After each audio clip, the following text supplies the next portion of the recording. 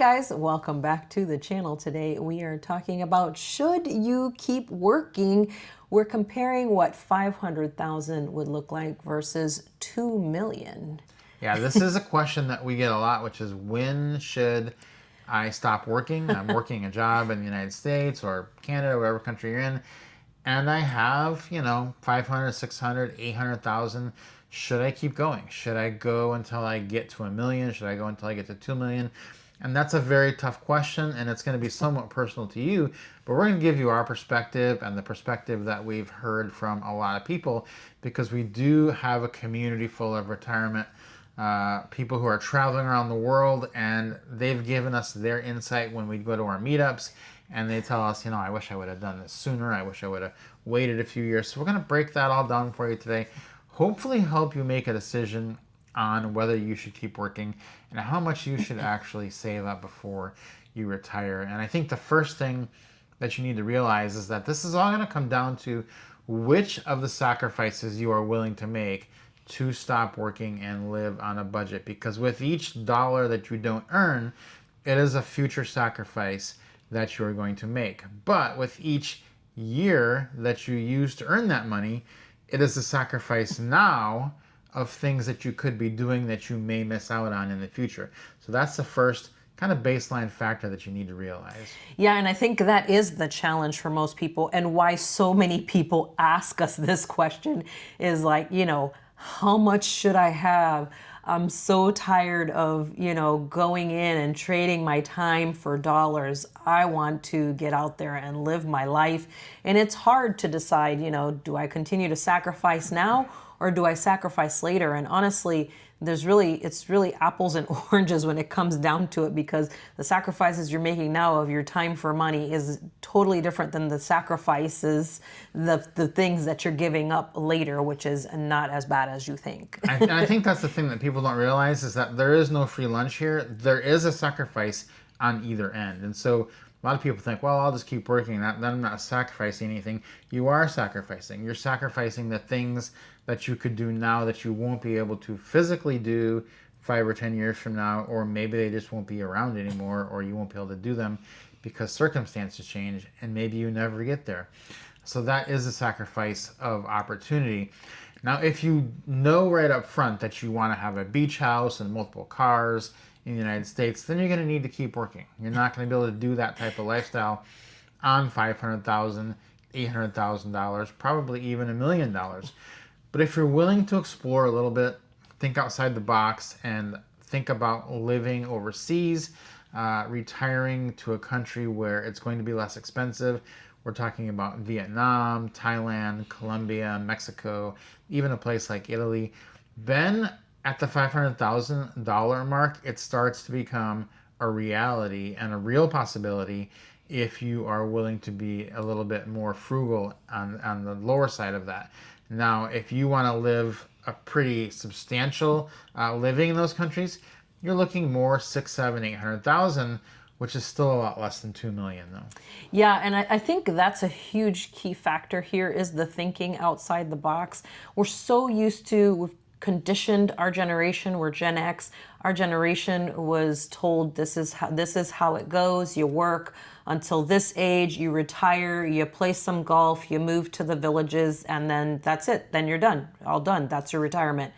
That's not how it is anymore. There's so many different options. The world is completely opened up to a ton of options. And like Rob said, if you look at moving to some alternative places outside of the US, then you really have a lot more options, and the money starts to look really different at that point. Yeah, I think another thing that you need to figure out before you get too far down the decision-making process on this question is, can you live with the decision to sell everything you own and cut your expenses in an extreme fashion? Because if you can do that, that's what we've done, and we did it. We sold our house. We were downsizing.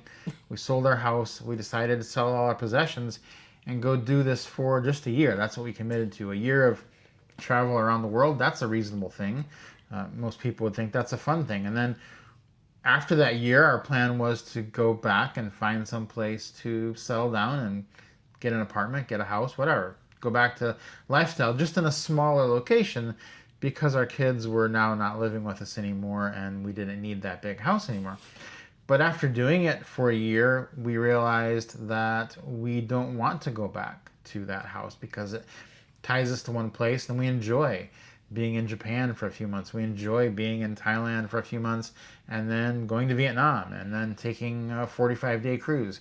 Those are things we enjoy, and it's much more affordable to do them if we're not tied to a place back in the States. And we just didn't really see a need to ever get that. Now, there may come a day when we do, but as for now, we have decided not to do that. And I think if you can live with that, if you can live with the fact that you're not going to have a permanent structure, I view that as you're not going to have it as a permanent drain on your wallet, because you know all these things that you own. You don't own them, they own you. And when you get rid of all these possessions, you don't own a car, you don't own a house, you don't own any of those things that cost money, maintenance, upkeep, and insurance, you have so much more money. And your 500,000, your 800,000 is going to start to go so much further than it would have. Yeah, and you know what's funny is that you think to yourself, oh, well, if I own it outright, then I own it. That's not going to be a problem. I won't have to spend anything extra. Well, you would be wrong. I mean, we owned our home outright. We owned all 3 cars outright, and guess what? We were still paying money on those, because on the house, you're paying insurance, you're paying HOA. That air conditioner went out, you got to get it fixed. The plumbing is messed up, you got to get that fixed. Something's breaking every other day, it feels like, even in a new home, which we did have, and we still had to do repairs on a house like that. And it's just crazy to think, you know, and the same thing with cars. You already know that all the stuff that comes with cars, even owning them outright, you got to put gas in them, you got to change the oil, you got to get those tires fixed, you got to get those fluids. There's so many different things that have to be done to a vehicle. It adds up really fast. Yeah. Even if you own the stuff, they still own you, because you still have to devote time and energy and money into keeping them up. Now, there are some very important personal decisions you'll need to make on this path. And I was talking to someone from our Retirement Travel Jumpstart community recently at one of the meetups we had in Vietnam. And he was basically saying, look, I'm working a job still, but I'm making so much money per year, so we're able to save, you know, an extra $3,000 to $4,000 a month while I'm working this job. And I said, yeah, that's a unique situation where maybe you want to hang on to that for a little bit longer, because that's the calculation you need to make. You are making a lot of progress. You're making headway in that job that you've got. Now, a lot of other people, and we fell into this category, we were making what we were spending. And so it didn't matter if we stayed in that job and in the United States for another 10 years. We really weren't getting any further ahead by doing that. And so you can also then just go the route of cutting your expenses. And that's another way that you can, you know, go the penny saved is a penny earned route. And if you can go live on $2,000 a month for a couple of years, but you're still bringing in more than that, either through Social Security or a pension or some type of other consulting. YouTube, tons of people have taken our YouTube course, got monetized on YouTube. If you're interested in that, there is a link in the description. But it's a personal choice to, are you falling behind or are you gaining substantial ground each month that you stay in your job? Yeah, I think that's really something to take a look at. And a lot of people I notice too will say things like, oh, I just really love my job.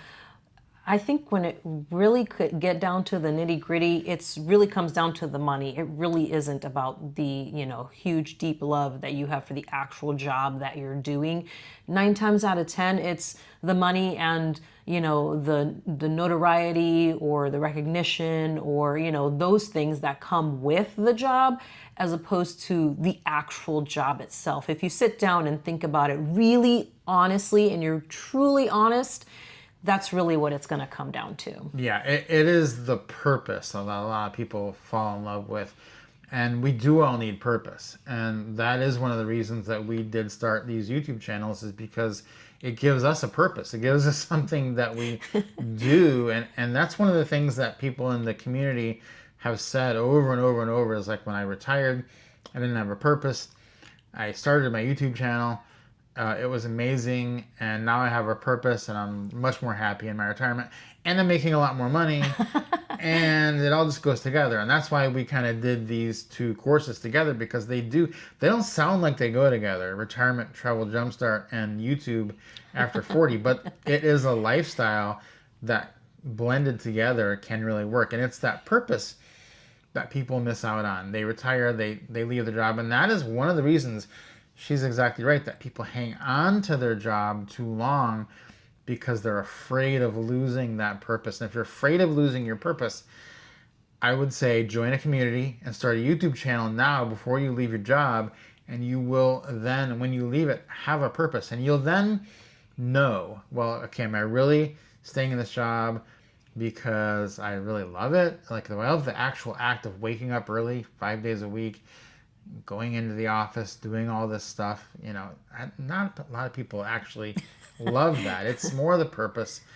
And we're just here to tell you, you can find purposes in other places and in other directions. So that's just something to keep in the back of your mind if that's one of the things that's keeping you from retiring.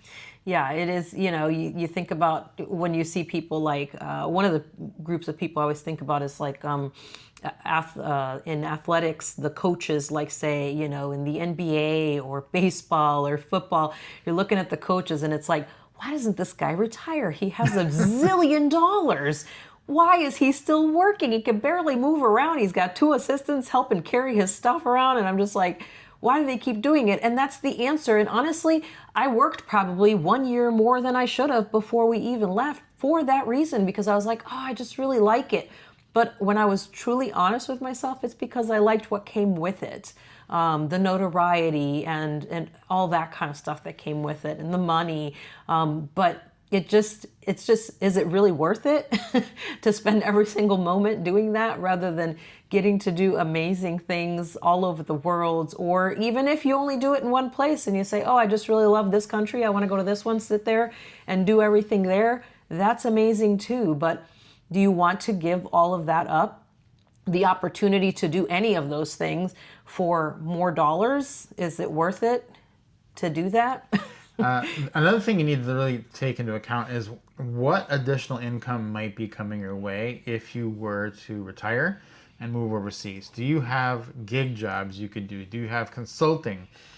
Do you have Social Security that's going to be coming or is already coming? And do you have investments that you're going to be able to live off of? And so I think as we talk about this, we're younger than a lot of people, but there's people in our community younger than us even. We're early 50s. We're not even thinking about Social Security right now. It's like, well, that doesn't even factor in. That's why we don't talk about Social Security very often, because it's not even on our radar. It's at least 10 more years before it even starts to get on our radar. So, but it is actually coming. So that's the thing, is you do actually need less than you think, because just on your Social Security payment, we know tons of people in Thailand and Vietnam that are living just on Social Security. They don't have any investments. They don't have anything else. No income, basically. They're not doing anything. And it's just so cheap that they could do that. So it really makes you wonder. I hear people say all the time, I have 2 million. Is that enough to retire? It's like, of course that's enough to retire. I mean, you're in the top 0.0001% of the world in finances if you have $2 million, and everyone else is living. Everyone is getting by. And it really struck home to me when we were in Vietnam and we were, in a nice hotel and we were talking to people.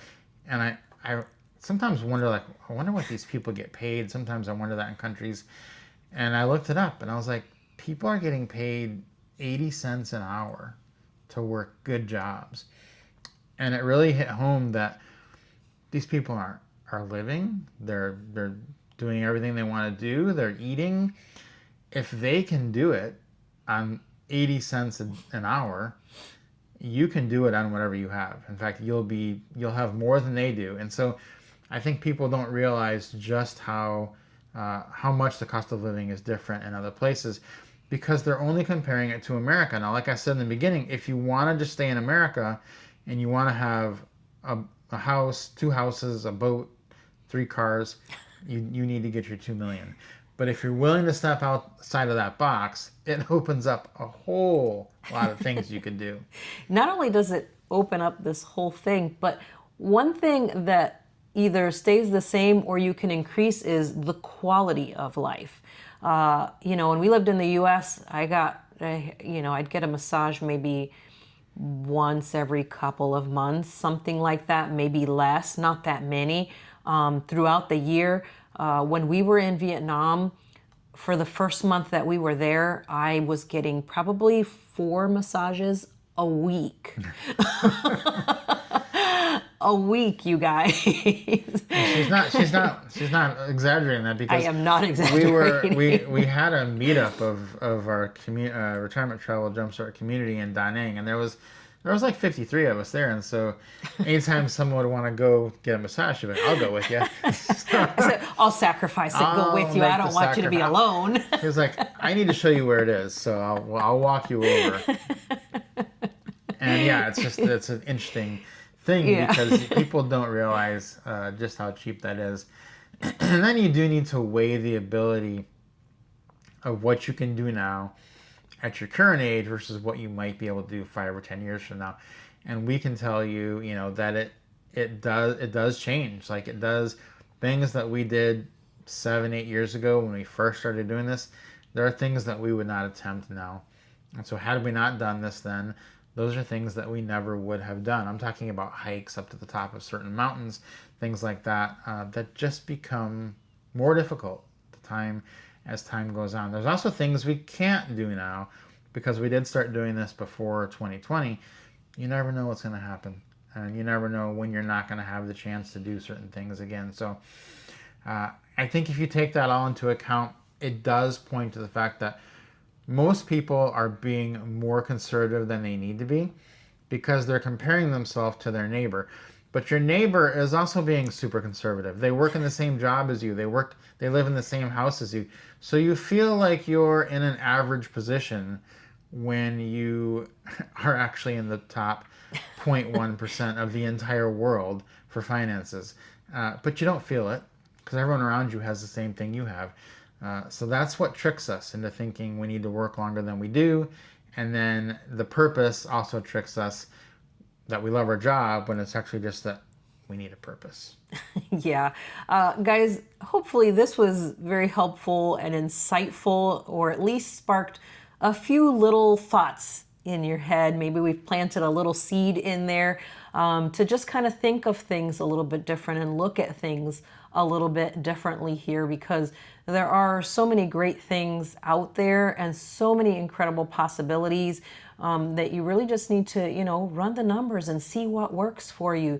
Really look at the possibilities outside the box and see what is an option for you. So again, hopefully this has been incredibly helpful for you guys. If you enjoyed it, give us a like. Consider subscribing to the channel if you haven't already. We'll see you guys next time.